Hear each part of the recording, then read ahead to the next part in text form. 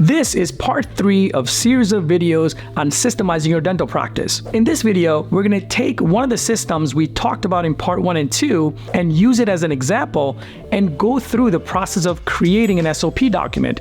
An SOP document is your standard operating procedure document. We're going to talk about the things we need to think about when you're creating an SOP document. We'll talk about the different formats like written, checklist, or video recordings, or a combination of these. We're also going to talk about how to make it easy for your team to access information they need to get the task done by creating a library of SOP documents. We're also going to talk about the tools you can use for creating and storing these SOP documents. We'll go over tools you can use for video screen recordings, and we'll also talk about things that you need to consider before jumping on to the free tools that are available. If you haven't seen part 1 or part 2, where we discussed the important systems, I recommend you watch that first. I'll also link to them in the descriptions below this video. All right, so let's get started. The first example we're gonna go over is the new patient lead follow-up system. Let's take this system and think about all the places where your new patients can come from, and think about all the different processes we'll need to have in place. By doing this, it's going to help you create the step-by-step instructions, which essentially becomes your SOP. You can have multiple SOPs for a single system or process in your practice. And remember, the whole point of having systems is to streamline your operations for consistency. And the way to do that is to have step-by-step instructions that your team can follow, whether it's a new employee that you're onboarding or an existing employee.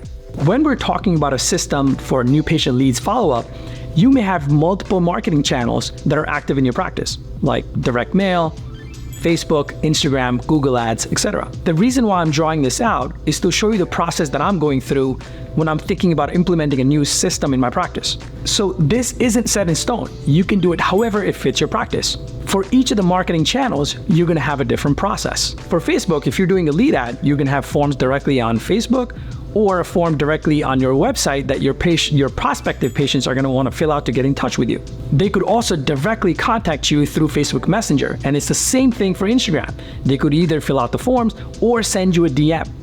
And each one of these becomes a process in itself, and you're going to need a way to deal with each one of these for your team so they can follow the proper steps and not miss anything. Otherwise, there's not going to be a follow-through because your team may not even realize where they need to check if someone sent them a DM. They may not follow up in a timely manner, which is super critical when someone, prospective patient, is filling out a form on Facebook or Instagram. So let's look at the Facebook leads example. By the way, if you're not doing Facebook ads, that's okay. The whole point of me going over my process so you can see the things you need to consider when creating a step-by-step document. So when I'm starting out creating an SOP, the first thing I think about is what process is this for? Okay, in this example is for following up on Facebook leads. The second thing you need to think about is who is responsible for this task?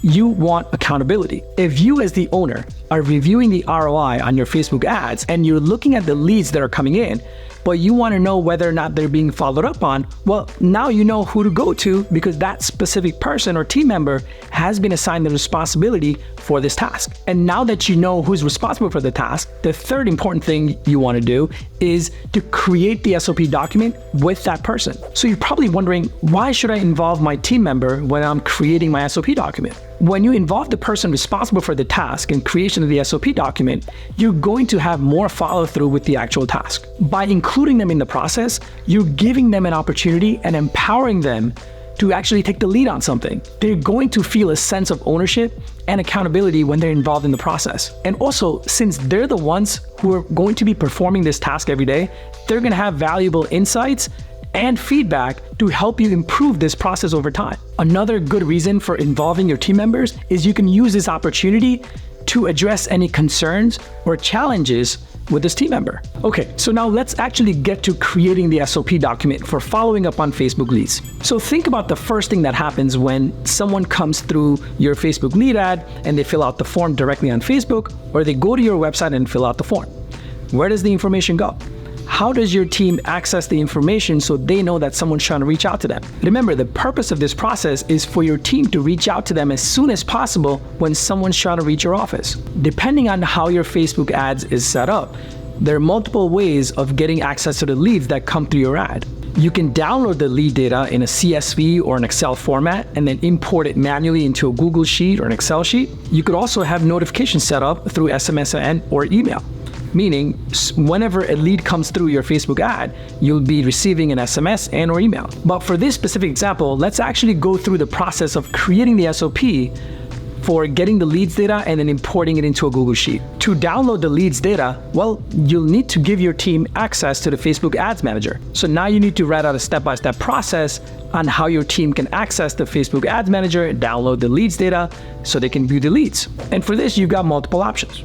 You can either write out a step-by-step process in a checklist format with maybe images in between, or you could just document the entire process of you accessing the Ads Manager, downloading the leads data through a video screen recording. So your team members can watch exactly what they need to do. I find the quickest way to document this whole process for this specific task is to do a video screen recording. There are multiple tools available online that let you do this. I've used Loom, I've used SendSpark, Zoom. They all relatively do the same thing. Just pick one and use the one that makes the most sense for you. Okay, so now you've got a video recording of how to access the leads manager and then how to download the leads. Okay, so what's the next step? So now your team has access to the CSV or the Excel format lead file, but now they've got to import it into Google or an Excel sheet. And how do you do that? Well, I would have another video recording that shows them exactly how to import it into Google or an Excel sheet. And once you have this done, now your team has access to the contact information of the leads. And what's the next step? Well, the next obvious step is to reach out to them. For this, I would actually have a separate SOP just for following up on new patient leads that is linked to directly from within the SOP we started, which is following up on Facebook leads. The reason why you're separating it and not putting it into the same SOP for this example, which is for following up on Facebook leads, is because your process of following up on new patients is going to be same regardless of where the patients are coming from, whether it's direct mail, Facebook, or Instagram. So you're gonna have this one generic SOP for following up on new patient leads, where you can also address other methods of communicating with the patient, like how to send an email to the patient for the first time, how to send an SMS to a new patient for the first time.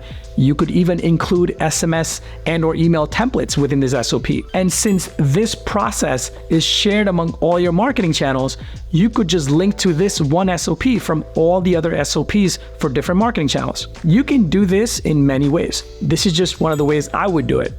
You can break up this process in any way that makes the most sense for you. As long as it makes the most sense for the team member that's responsible for this task and it helps them get the job done, that's all that matters. And you can certainly tweak this process over time. And going back to what I said earlier, this is why it makes sense to involve the team member that's responsible for the task in creation of these SOPs. As they follow these SOPs over time and routinely perform this task, they're going to have feedback. Maybe they figure out a faster way to perform the task, and now you can tweak your SOPs on the fly as needed. And this is also another reason why your SOPs need to be digital, because your process of doing things over time is going to change. So instead of printing out new SOP documents and filing it away in a binder that's going to sit on shelves that no one wants to read, it's better to have these SOPs stored online. So we talked about our process for following up on Facebook leads. But what if you're doing direct mail? So let's look at another example of creating an SOP document for a process for direct mail. So for direct mail, you may be using a call tracking number, so your team members have access to this portal where they can see missed calls versus answered calls, who they need to call back, etc. So that can be turned into an SOP document, for example, with the title, How to Follow Up on Missed Calls from Direct Mail. Again, when you're creating this SOP document, you're going to want to involve the team member who is going to be responsible for this task. So what are the things you want included in this document? You, as the owner or the manager, when you signed up with this direct mail company, they may have given you a demo of how to use their portal. But now you need to show someone brand new in your office on how to access this portal and accomplish this task that they're supposed to do on a daily basis. So what do you need to tell them? What do you need them to be aware of? What are some things they're going to need to get this job done? So in this example, you want to include things like how to access the portal. Maybe there's a username and password that they're going to need to access the portal. How to use the portal to see the missed calls versus answered calls. And if it's a missed call and your team calls them back, and if they have to leave a voicemail, now they need to know when they're supposed to be followed up again. Maybe you're using an Excel sheet to track contact information for prospective patients who have not scheduled yet. And if they do get the patient on the phone, how are they going to communicate with that patient? And this is where you link to a generic SOP that we discussed earlier that goes over how to follow up on new patient leads. So those are some of the things that I would be thinking about as I'm putting together this document. Whether you use a checklist, video, images, or combination of these, it doesn't matter. Use whatever you think is easy for your team to understand the task and get the job done. All right, now let's talk about the tools you can use to start putting together these SOPs and also store them for easy access for your team. For creating and storing SOPs, I wouldn't recommend anything other than Google Docs. It's free to use as long as you have a Gmail account. If you happen to have a Google Suite account for your practice, which is a paid account, you will have access to additional features, but you don't need them to start creating library of SOP documents. One of the features I love about Google Docs that it creates an automatic outline of the document as you're creating it. This way, when someone is reading through the SOP, they can just quickly jump to the right section they may be looking for when they're reading through a long SOP. As I mentioned earlier, you should be interlinking the SOP documents that are related to this specific document where it makes the most sense. This is to make it easy for your team to access the information they need to get the task done without them having to shuffle through a library of SOP documents. All right, let's talk about some tools for video screen recording. There are many options available online today that allow you to record what you're doing on your screen. I've used Vimeo, Loom, SandSpark, and currently using Zoom Clips, which because it comes with my Zoom subscription, they all relatively pretty much do the same thing. They make it simple where you just record the video and then the video is then hosted on their platform. And then you can share the link directly within your SOP document or just send it to someone so they can watch it. There is another option called OBS Studio, which is completely free and open source tool that allows you to do screen recordings. But it also does a lot more than simple screen recordings. It does live streaming and a whole bunch of other things. It may be overkill for what you're trying to do in your dental practice, but you can probably figure out how to use it just by going through quick YouTube tutorials.